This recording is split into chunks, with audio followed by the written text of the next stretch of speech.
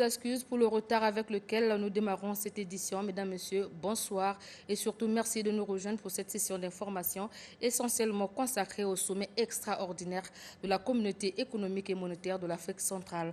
Yaoundé, capitale camerounaise, a abrité ce jour 22 novembre 2019 le sommet extraordinaire des chefs d'État et de gouvernement des pays de la CEMAC. Le président de la République, Denis Sassou Nguesso, qui a pris une part active à ce sommet, a regagné Brazzaville ce soir.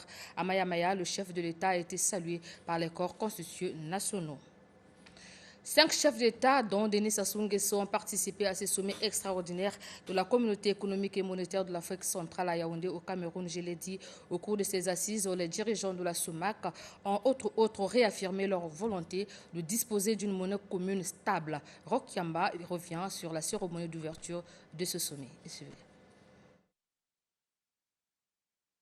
En dehors du président gabonais Ali Bongo Ondimba, qui a été représenté par le Premier ministre, 5 chefs d'État étaient présents au palais présidentiel de Yaoundé.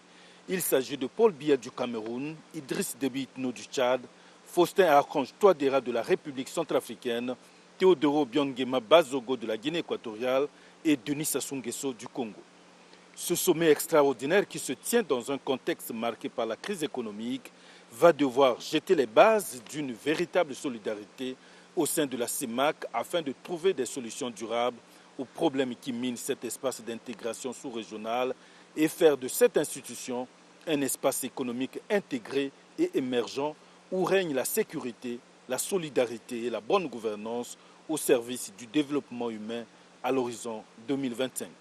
C'est fort de cela qu'en ouvrant les travaux, le président en exercice de la CEMAC, Paul Biya, a déclaré que les assises de Yaoundé vont permettre de prendre des mesures complémentaires de celles prises il y a 3 ans pour asseoir un véritable espace intégré et émergent. Les présentes assises nous donnent à nouveau l'occasion d'échanger et d'arrêter des mesures complémentaires pouvant consolider le redressement économique de notre sous-région. Ceci en ayant à l'esprit que notre objectif commun demeure l'accélération de la croissance pour répondre aux attentes légitimes de nos populations et particulièrement des jeunes en matière d'emploi. En ma qualité de président en exercice de la CEMAC, je saisis cette occasion pour adresser en votre nom nos remerciements sincères à nos partenaires au développement, dont la contribution a permis à notre sous-région de retrouver ses équilibres économiques intérieurs et extérieurs.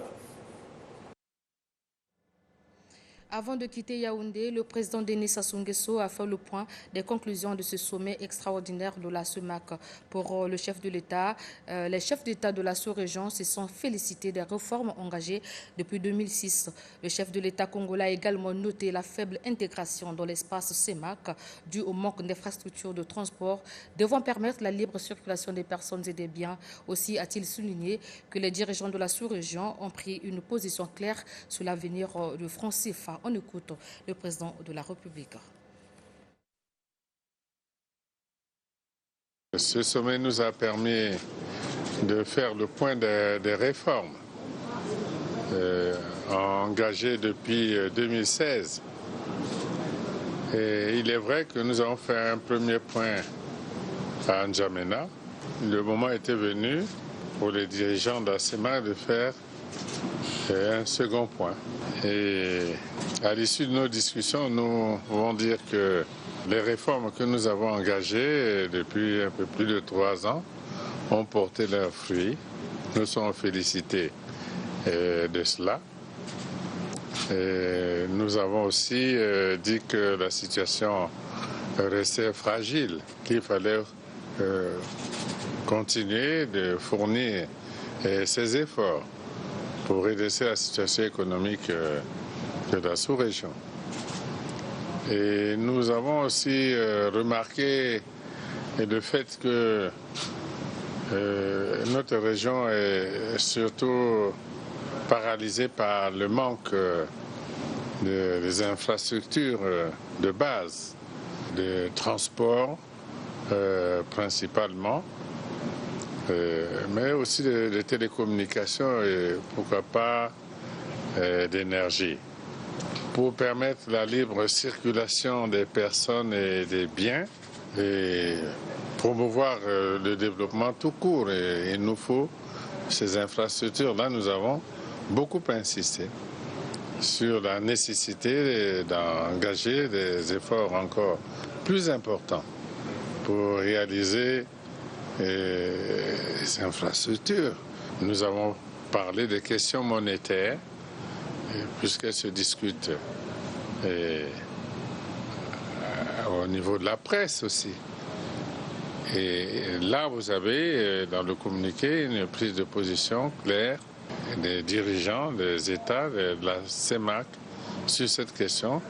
C'est une question délicate et nous devons la traiter avec esprit de responsabilité, mais avec la volonté et aussi d'aboutir. Voilà, vous suivrez l'intégralité de cette interview du président de la République après le générique fin du journal. Les travaux du sommet de Yaoundé ont permis au chef d'État de la CEMAC de prendre plusieurs décisions pour un meilleur équilibre macroéconomique des États, notamment leur engagement ainsi que leur détermination à améliorer le climat des affaires en zone CEMAC par des réformes structurelles d'envergure afin de promouvoir l'investissement privé diversifié, plus forte, résistante et même compétitive. Morceau choisi du communiqué final. Les chefs d'État et de gouvernement ont réaffirmé leur volonté de disposer d'une monnaie commune stable et forte. Concernant particulièrement la coopération monétaire avec la France, portant sur le franc CFA, ils ont décidé d'engager une réflexion approfondie sur les conditions et le cadre d'une nouvelle coopération. À cet effet, ils ont chargé la Banque des États d'Afrique centrale, sous la supervision du LUMAC, de proposer dans les délais raisonnables un schéma approprié conduisant à l'évolution de la monnaie commune, renouveler leur engagement à poursuivre de manière coordonnée la consolidation budgétaire dans chaque État pour un retour maîtrisé à une gestion saine des finances publiques, souligner la nécessité d'assurer, avec l'appui technique et financier des partenaires au développement, un traitement approprié des arriérés de paiement et d'accorder une attention particulière à l'impact des dépenses sécuritaires sur les finances publiques des États. Solliciter auprès de tous les partenaires au développement une mobilisation accrue des ressources financières en vue de parvenir à l'objectif de transformation structurelle des économies vers une industrialisation plus large, renouveler leur engagement ainsi que leur détermination à améliorer le climat des affaires en zone CEMAC par des réformes structurelles d'envergure afin de promouvoir l'investissement privé, diversifier leurs économies pour les rendre plus fortes, résilientes et davantage compétitives. Décider de renforcer les concertations et les actions communes face aux nombreux défis sécuritaires liés aussi bien au terrorisme international qu'aux diverses velléités déstabilisatrices de l'ordre établi au sein de la communauté. Dans un autre chapitre, à Brazzaville, le ministre de la Communication et des Médias, porte-parole du gouvernement Thierry Mongala, a lancé ce vendredi les travaux de la commission administrative paritaire CAPA pour le compte des agents et cadres du ministère de la Communication. Cette session intervient 6 ans après la toute dernière de ce département. Reportage Brice Aristide Mbenza.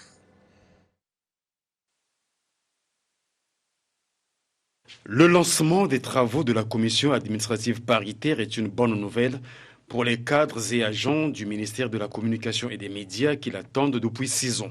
Les dossiers à traiter concernent les années allant de 2014 à 2019, a indiqué la directrice générale de la fonction publique, présidente de la commission. Il s'agira d'examiner et de traiter durant une période donnée près de 1359 dossiers répartis de la manière suivante.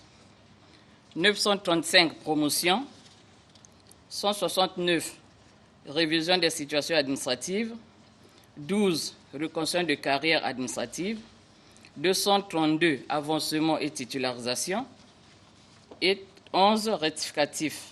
L'efficacité d'une administration dépend de la manière dont elle gère son personnel. Lançant officiellement les travaux, le ministre de la Communication et des Médias a souligné le double avantage que comporte la bonne gestion des carrières administratives, satisfaire l'intérêt général et répondre aux aspirations légitimes des fonctionnaires. L'agent public est d'autant plus motivé à répondre aux attentes du service public que sa carrière est bien gérée. Pour lui, ce qui importe en plus de sa motivation à accomplir scrupuleusement sa tâche, ce sont les contreparties de son travail, qui consistent en un ensemble d'avantages dus, lesquels se déclinent en différentes situations administratives. On peut citer la mutation, l'affectation, la révision des situations administratives, l'avancement, la promotion, etc. Bref, en d'autres termes, ces phases constituent le témoignage de la bonne gestion de sa carrière. C'est pourquoi, soucieux de la carrière et du rendement du personnel évoluant au ministère de la Communication et des Médias, le gouvernement, appréciant à sa juste valeur l'implication de nos cadres et agents dans la construction du tissu économique et social national, s'est employé, malgré les difficultés conjoncturelles actuelles, à rendre effectif l'événement qui nous rassemble ce jour. Le ministre de la Communication et des Médias n'a pas manqué de rappeler l'attachement du président de la République à l'amélioration des conditions de travail des fonctionnaires.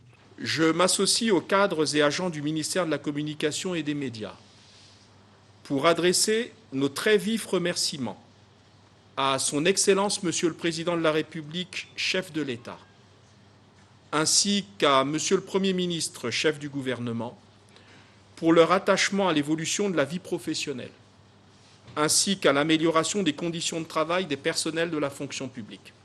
Mes remerciements vont également à Monsieur le Vice-Premier ministre, chargé de la fonction publique et de la réforme de l'État, du travail et de la sécurité sociale, sans lequel il n'y aurait pas eu la tenue des travaux qui nous réunissent ce jour. Thierry Mongala a souhaité le bon déroulement et l'aboutissement heureux des dossiers mis à la disposition de la Commission.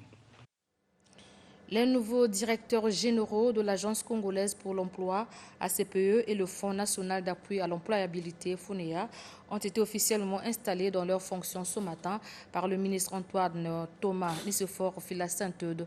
Il s'agit respectivement de Noélie Oyabiki Iwanza et Patrick Tiba, notant que Oxos Okombi assure la présidence du comité de direction de la CPE et Didier Mouenzela, celle du FONEA. Reportage Frédéric Missambo. Voici les deux nouveaux directeurs généraux de l'Agence congolaise pour l'emploi, ACPE, et du FONEA, Fonds national d'appui à l'employabilité et l'apprentissage. Deux structures nées des cendres de l'ONEMO. Noélie Oyabiki Iwanza, directrice générale de l'ACPE, a souligné la nécessité de mener à bien les missions de service public dévolues à sa structure. Prenant la tête du FONEA, Patrick Tiba a invité le personnel et les partenaires à travailler en synergie en vue d'adapter le FONEA aux exigences nouvelles du marché de l'emploi.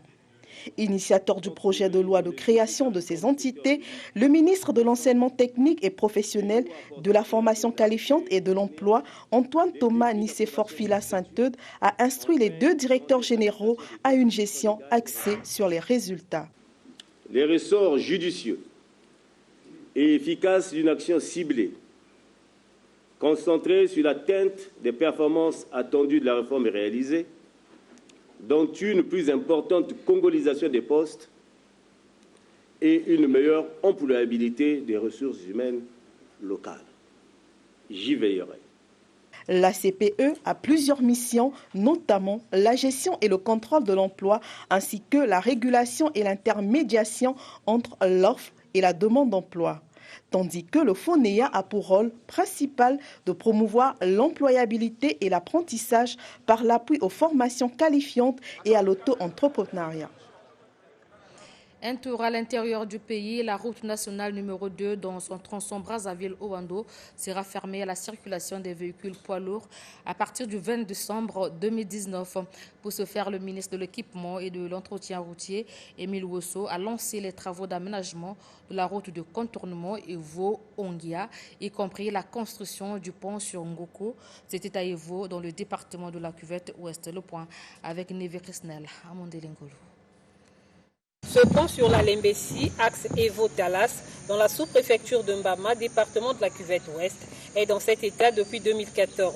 Grâce au partenariat qui le lie aux entreprises forestières exerçant au Congo, le gouvernement s'est engagé à le reconstruire par l'entremise de la société Christelle pour une durée de travaux de 6 mois dont le coût global est estimé à près de 693 millions de francs CFA. Aussi, le ministre de l'Équipement et de l'Entretien routier, Émile Wosso, en présence du préfet de la Cuvette Ouest, Édouard Denis Okuya, a-t-il procédé à la pose de la première pierre, marquant ainsi le démarrage de ce chantier. Le pont sera constitué d'une part de poutres à treillis longitudinales porteuses, formées à partir de panneaux métalliques modulaires, assemblés entre eux, à leurs extrémités hautes et basses par des broches, et d'autre part de poutres transversales reliant les dites poutres longitudinales et supportant les éléments modulaires de platelage métallique constitutifs de la chaussée à une voie de circulation. La longueur de l'ouvrage est de 40 mètres. L'ouvrage aura une travée unique. Le tablier aura donc une voie unique de largeur 4,15 mètres avec 2 trottoirs intérieurs. Toujours dans la Cuvette Ouest, après la Lembessi, le ministre Émile Wosso a officiellement lancé les travaux d'aménagement de la route dite des forestiers tronçon Evo-Ongia, y compris la construction du pont sur la Ngoko à Kebuya. Car à partir du 20 décembre prochain, les véhicules poids lourds seront interdits de circulation sur la nationale 2 tronçon Brazzaville-Ouando. Entreprise chargée des travaux, le groupement des sociétés forestières Congo Dejaoud Sicofor. Longueur du projet 66 km 400, coût du projet 4 milliards 709 685 565 francs CFA. Financement État congolais. Description technique du projet. La route nationale numéro 10 au tronçon Evo-Ongia, 66 km 400, sera construite conformément aux normes forestières pour les terrassements et celle des travaux publics pour la construction du pont sur la rivière Ngoko à Kebuya 1 au PK 34-4. Les 2 chantiers dans la Cuvette Ouest seront exécutés sous l'œil vigilant du BCBTP, le bureau de contrôle du bâtiment et des travaux publics.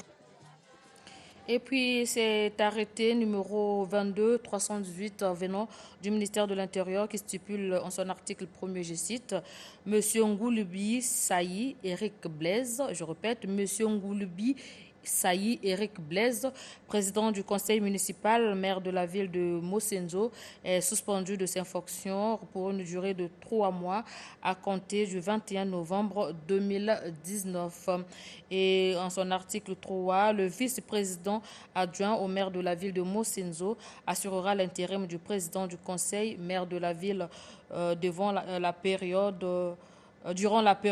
de ces suspensions dans les conditions fixées par l'article 68 de la loi numéro 7/2003 du 6 février 2003 portant organisation et fonctionnement des collectivités locales. Cet arrêté est signé bien évidemment ministre de l'Intérieur et de la décentralisation Raymond Zéphirin Mboulou.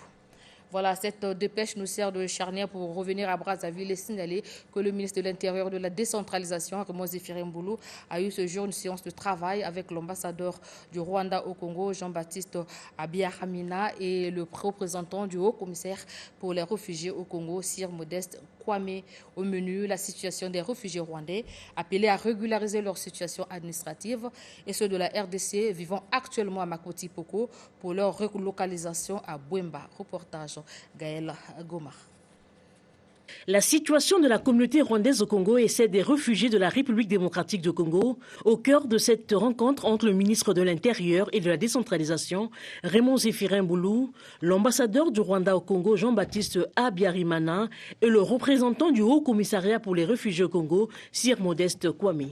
Le diplomate rwandais est venu solliciter l'appui du ministre de l'Intérieur pour continuer à mener la campagne d'information et de sensibilisation auprès de ses compatriotes pour la régularisation de leur situation administrative par l'acquisition d'un passeport rwandais en vue de s'acquitter de leur devoir de citoyens rwandais vivant au Congo. Car depuis le 31 décembre 2017, ils avaient perdu leur statut de réfugiés. Nous devons continuer à les sensibiliser, à s'approcher de l'ambassade pour acquérir le passeport, parce que le passeport, c'est le document de base qu'ils doivent avoir avant de chercher d'autres documents au niveau du Congo. Donc nous pensons que nous devons les rencontrer avec surtout les autorités administratives locales, le ministère de l'Intérieur, pour écouter leurs problèmes, pour leur demander ce qui ne va pas, mais surtout pour leur expliquer qu'on ne peut pas rester dans un état sans papier ici.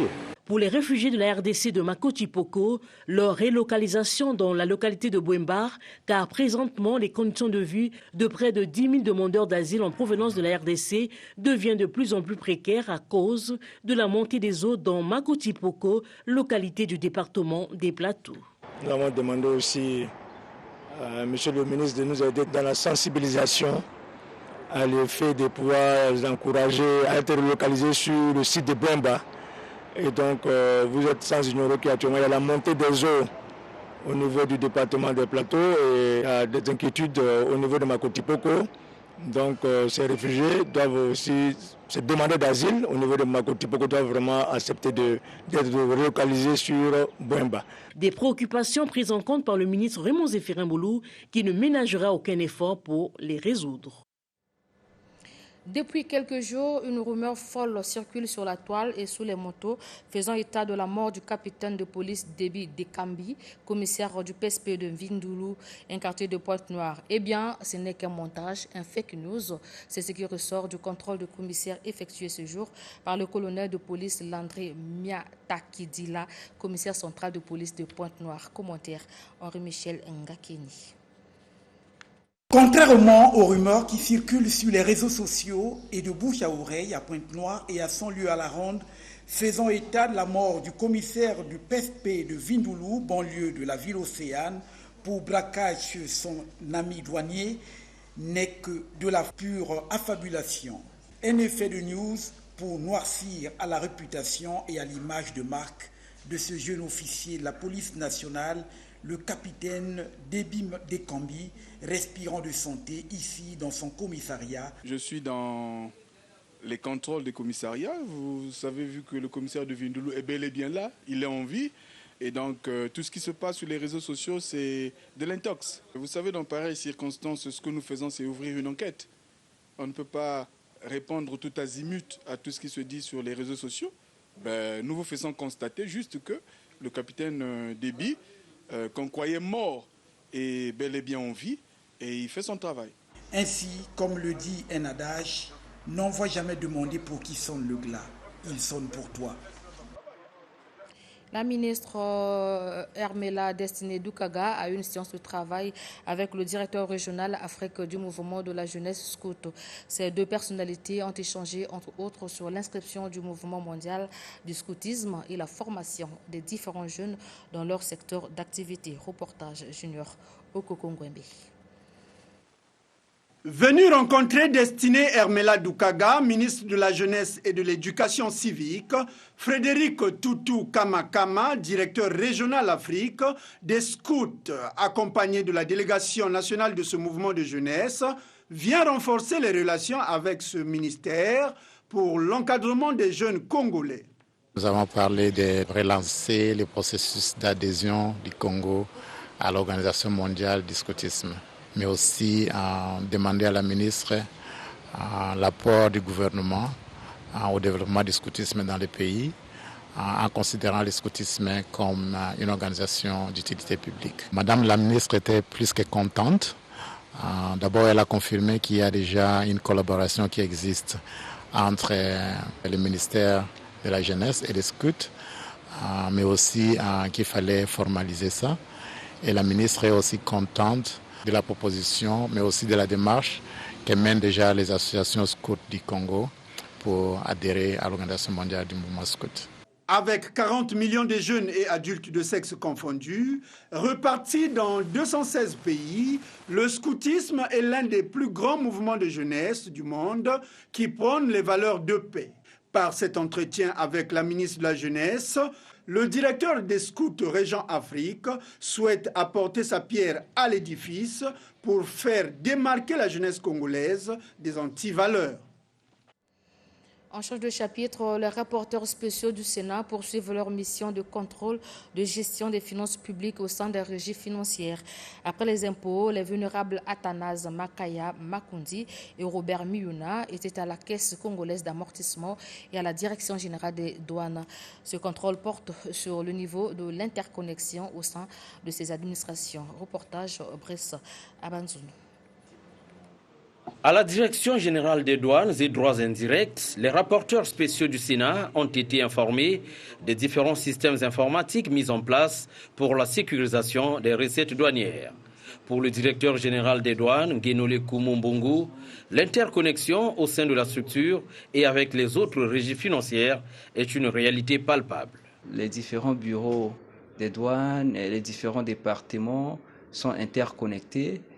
Et nous sommes interconnectés également avec la Direction générale des impôts. On peut encore aller plus loin. Au niveau de la douane, le problème ne se pose pas. Mais il reste à accélérer l'interconnexion entre la douane et les autres régies financières.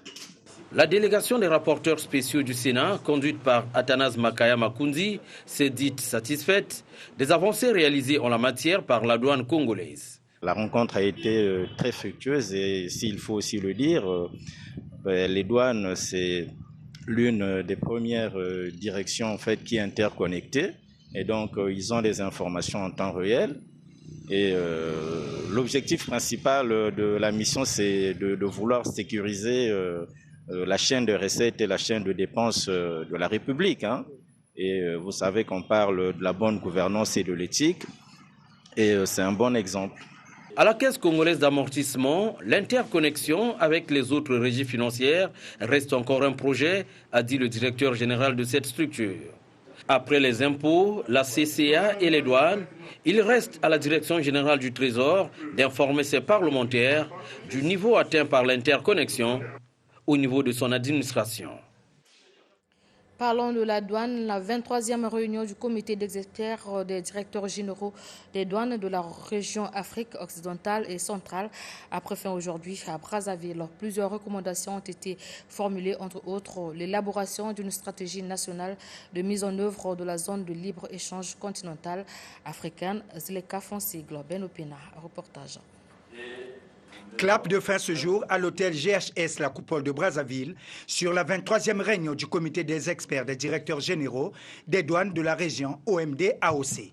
La lecture des recommandations issues de cette réunion a ouvert le bal des interventions, au nombre desquelles aux administrations douanières de la CEAC, CEMAC, d'adopter le système interconnecté de gestion des marchandises en transit SIGMAC et d'élaborer un cadre légal et réglementaire nécessaire à sa mise en œuvre. Les participants ont exprimé toute leur gratitude au président de la République pour avoir accepté d'abriter cette réunion au Congo. Pour le patron des douanes congolaises, l'objectif a été atteint. Aussi a-t-il confirmé sa volonté de voir toutes les administrations douanières de la région voler haut. Nous devons accélérer les réformes visant à assurer une meilleure efficacité dans la collecte des recettes et à garantir la bonne gouvernance des administrations des douanes. Nous devons sans attendre développer une vision stratégique basée sur la culture de la performance. Quant au représentant du vice-président OMD-AOC, il n'a pas tari d'éloges à l'endroit de tous ceux qui, de près ou de loin, ont contribué à la réussite de cette réunion. Clôturant les travaux, le représentant du ministre des Finances salue la technicité rigoureuse des experts. Je suis de plus en plus convaincu que votre comité, cadre de réflexion et d'échange, permet de faire avancer les administrations douanières en ce qu'il contribue à la mutualisation des expériences dans la mise en œuvre de toutes les réformes envisagées dans la sous-région Afrique occidentale et centrale, sous l'impulsion de l'Organisation mondiale des douanes. En somme, toutes les recommandations formulées ici seront soumises à la 25e conférence des directeurs généraux des douanes de la région qui se tiendra en mars 2020 à Cotonou, au Bénin. La 4e édition du Salon international des nouvelles technologies de l'information et de l'innovation aux IAN 2020 se tiendra du 20 au 23 avril 2020 à Brazzaville. Déjà, les acteurs impliqués sur la question ont été sensibilisés à l'occasion d'une cérémonie qui a abouti à la signature des mémorandums entre l'association pratique et ses partenaires. Claude Allais et Bangoma. Le lancement officiel d'Osian 2020 à Pointe-Noire s'inscrit dans le cadre des préparatifs des travaux de ce salon qui s'ouvriront à Brazzaville du 20 au 23 avril. C'est d'abord un salon qui se veut sous-régional, c'est-à-dire comme les années précédentes avec le gouvernement et la société civile des pays de l'Afrique centrale. On va se focaliser principalement sur le numérique et l'innovation et pour cela on a donc souhaité que le directeur général de développement de l'économie numérique et le directeur général de l'innovation technologique soient présents. Une présentation qui a tout de suite donné l'opportunité à l'un des invités de marque et qui a effectué le déplacement de Pointe-Noire d'édifier l'assistance sur deux notions, la numérisation et l'innovation. Le lancement officiel d'Osian 2020 à Pointe-Noire a également été ponctué par la signature d'un mémorandum de partenariat. Le mémorandum, c'est d'abord toutes ces organisations qui militent pour le développement du numérique en Afrique, de l'innovation et compagnie et autres, de s'accorder, de trouver en fait des synergies pour travailler ensemble, pour essayer d'apporter des choses assez pertinentes pour les populations, pour les entreprises et pour les administrations. Le plus important a également été le jeu de questions-réponses pour mettre en évidence la problématique du sujet principal de cette 4e édition. 4 panélistes en face de l'assistance, véritable échange constructif. C'est ça en fait le salon Osian, des débats très passionnés. Il y a beaucoup d'attentes et ça montre aussi que les gens qui viendront en avril à Brazzaville sont des gens qui pourront apporter beaucoup de choses aux entreprises locales, aux acteurs de l'écosystème. Et donc on voulait en fait avoir une petite démonstration de ce qui se passera l'année prochaine. Unanimement, les participants à la cérémonie de lancement ont pris l'engagement de participer activement aux travaux de Salon international des technologies de l'information et de l'innovation ici à Brazzaville. Restons dans la capitale économique pour évoquer le don de la société pétrolière Chevron Congo à l'association Tayuwana, des vivres et des machines à coudre au profit des femmes vivant avec le VIH/SIDA recensé à Pointe-Noire. Reportage.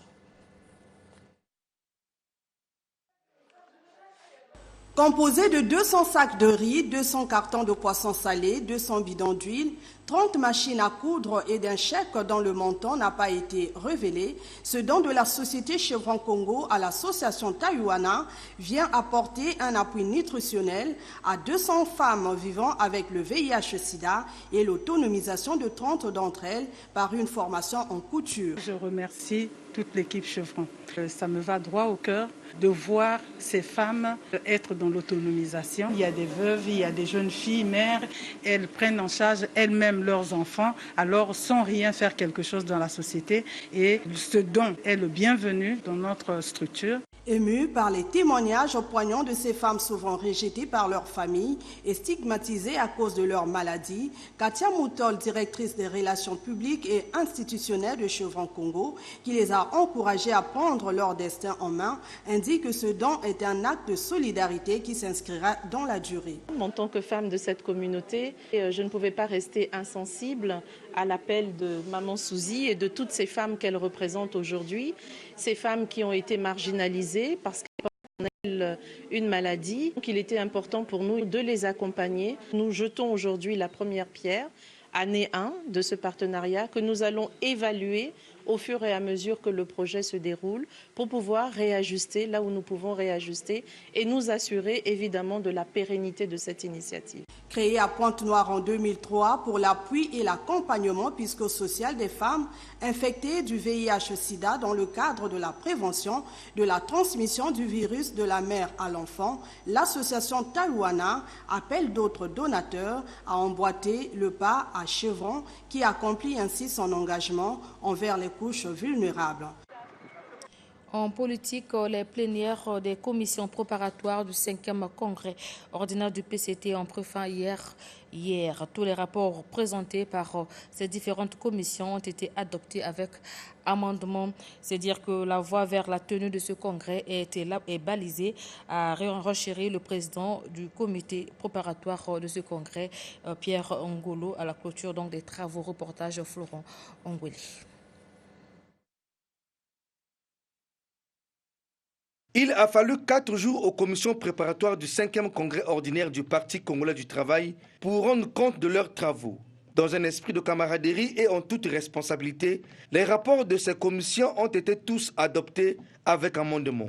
Se félicitant de la bonne tenue de ces plénières, le président du comité préparatoire du dit congrès, Pierre Ngolo, clôturant les travaux, a invité l'ensemble des membres à rester coude à coude afin que le PCT aille à ce congrès en rang serré.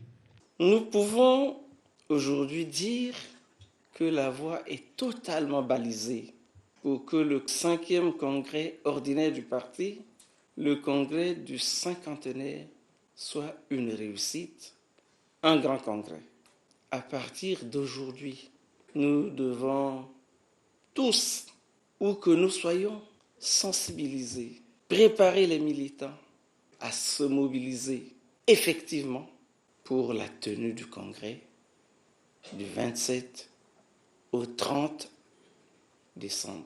Cette occasion lui a permis de définir la suite des événements. Maintenant que le comité préparatoire a adopté les documents, nous allons sous peu convoquer le bureau politique. Et après le bureau politique, interviendra le comité central qui ouvrira la route des congrès fédéraux et des assemblées locales. Au regard des rapports déposés par ces différentes commissions, les bases pour la tenue réussie du prochain congrès dit du cinquantenaire sont en train d'être posées. À Inda, dans le Kwilu, le préfet Ndinga Oba a initié un atelier de renforcement des capacités des chefs de village et quartiers en gestion politico-administrative saine et participative. Ce en vue de garantir la paix, la sécurité et la stabilité sociale dans cette localité. Reportage Lucie et Congo. Les autorités locales de Inda, chefs de village et quartier compris et les responsables de la force publique, garants de la sécurité et de la paix dans la localité, étaient mobilisés pour ce séminaire portant sur les questions liées au bon fonctionnement de l'administration de proximité. Les directeurs départementaux du Kwilu et autres exposants qui se sont succédés à la tribune ont édifié sur le rôle des chefs de village dans le processus électoral, la reconnaissance des droits fonciers, coutumiers selon la nouvelle loi, la relation force publique, chefs de village, des quartiers, le recensement administratif à vocation d'état civil et l'organisation du conseil départemental du Kwilu. Lorsque vous dirigez le village, le quartier ou le bloc, efforcez-vous à ce que chacun de votre entourage ou de vos collaborateurs se sente impliqué dans toutes vos actions. Donnez à chacun l'opportunité d'exprimer son point de vue, créer un climat d'intégration, de confiance et de respect de l'autre sans aucune discrimination de quelque genre que ce soit. Cette troisième édition du séminaire de renforcement des capacités des chefs de village et des quartiers de Inda a donc donné les armes nécessaires pour une gestion efficiente de cette sous-préfecture au moment où le Congo s'approche des échéances électorales. Présentation hier jeudi de l'Institut national d'intelligence stratégique, INI son sigle, par son président Patrice Passy autour du thème rôle, enjeux, marché et perspectives de l'intelligence stratégique pour les entreprises et organisations au Congo. Je signale que l'INI, c'est une structure qui émane de l'Université des connaissances africaines. Reportage Augustel Koudissa. Penser mondialisation, réfléchir africain, agir en congolais, c'est une pensée stratégique endogène africaine qui devrait habiter tout Africain en général et tout Congolais en particulier afin de lutter contre les paradigmes post-coloniaux. Une philosophie que prône l'Institut national d'intelligence stratégique Son président Patrice Passy, dans son exposé, a expliqué à ces différents cadres venus de plusieurs structures administratives la nécessité d'opter pour les formations telles analyste stratégique, marketeur national et diplomatie économique, ingénieur d'affaires, négociateur international, responsable de la mobilité internationale et veilleur. C'est des formations, on a des cycles thématiques. Les cycles thématiques, c'est 3 jours. On choisit un thème et pendant 3 jours, on le débat et on explique. Nous avons aussi des packs. Nous avons le pack leadership, le pack acquisition de modules de base. C'est 10 jours maximum de formation. Il y en a 3 jours. C'est surtout en fonction de l'intérêt et aussi du sujet du groupe de modules retenus par les personnes que nous pourrons mutualiser et voir dans quelle mesure on peut réellement adapter et proposer des formations qui les intéressent. Dans 30 ans, l'Afrique sera la 2e puissance démographique du monde. Les Africains devraient en être conscients. Pour moi, c'est une grande découverte. Je ne savais pas qu'il existait l'Université des connaissances africaines. Vraiment, c'était toute une culture, toute une stimulation parce que j'ai appris beaucoup et j'espère que ça ne va pas s'arrêter parce que je suis enseignante à la fac de médecine. Je pense qu'il faut une synergie pour permettre à ce que les choses avancent. Et sur le plan technique, j'espère qu'il y aura une procédure parce qu'il ne suffit pas d'exprimer les choses, mais comment les mettre en place dans notre réalité congolaise. L'Institut national d'intelligence stratégique est une structure créée au Congo émanant de l'Université des connaissances africaines basée à Paris, en France. L'Institut français du Congo, en partenariat avec le ministère de l'Enseignement supérieur et secondaire, ont organisé un concours dénommé « Concours de jeunes historiens brazzavillois ». L'objectif étant d'inciter le goût de l'histoire et de la recherche aux lycéens et aux étudiants. Reportage Charel Otsamingi. C'est dans le but d'attirer les jeunes lycéens et étudiants du Congo vers la recherche scientifique et l'histoire de façon générale que l'Institut français du Congo a organisé ce concours. Après les travaux en atelier, une visite des sites historiques dont le mémorial Pierre Savagnin de Brazza, la fresque Le peuple parle au peuple et le port de Yoro a été organisé. Ce qui aidera ces concouristes à mener à bien les recherches. La visite va nous permettre de sélectionner au moins un sujet de recherche qui va nous permettre de travailler. Mes impressions s'articulent surtout sur le port de Yoro. C'est là où je veux faire mon objet de recherche. Afin de découvrir toute la richesse du patrimoine historique brazzavillois, ce concours permet également aux élèves et étudiants de vivre une belle aventure humaine et créative. Il fallait bien faire le tour de la ville pour que les jeunes puissent visualiser toute la richesse qu'il peut y avoir, la richesse de l'histoire, depuis le roi Makoko, depuis les anciens villages, depuis la colonisation. Donc ils ont pu visualiser de tout ce qu'ils avaient appris et qu'ils savaient déjà par ailleurs. Ce port, déjà, c'est le point le plus au nord de notre parcours. Le point le plus au sud, ça va être la Case de Gaulle. On fait vraiment Brazzaville du nord au sud. Et puis, c'est un endroit que j'aime particulièrement parce que c'est un autre monde. Durant 2 mois de recherche, ces concouristes vont écrire les articles et les lauréats bénéficieront de nombreux prix le 25 janvier 2020. Voilà, on me signale que l'intégralité de l'interview accordée par le président Denis Sassou Nguesso au terme du sommet extraordinaire de la CEMAC est en place. Je vais donc vous laisser suivre cette interview en intégralité. Je profite pour vous dire que c'était déjà un bon début de week-end. On se retrouve demain à 20h sur ce même plateau. Merci. Ce sommet nous a permis de faire le point des réformes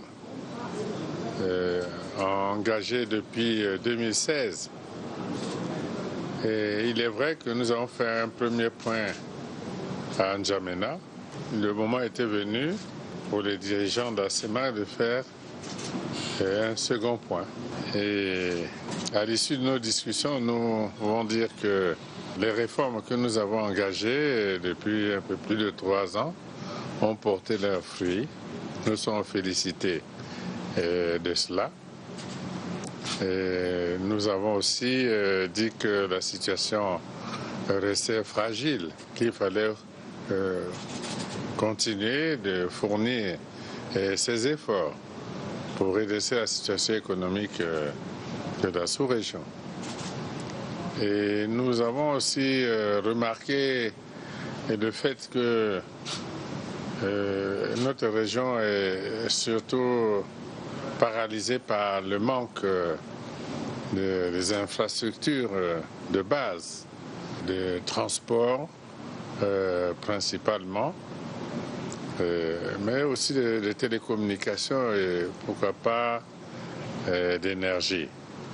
Pour permettre la libre circulation des personnes et des biens et promouvoir le développement tout court. Et il nous faut ces infrastructures. Là, nous avons beaucoup insisté sur la nécessité d'engager des efforts encore plus importants pour réaliser ces infrastructures.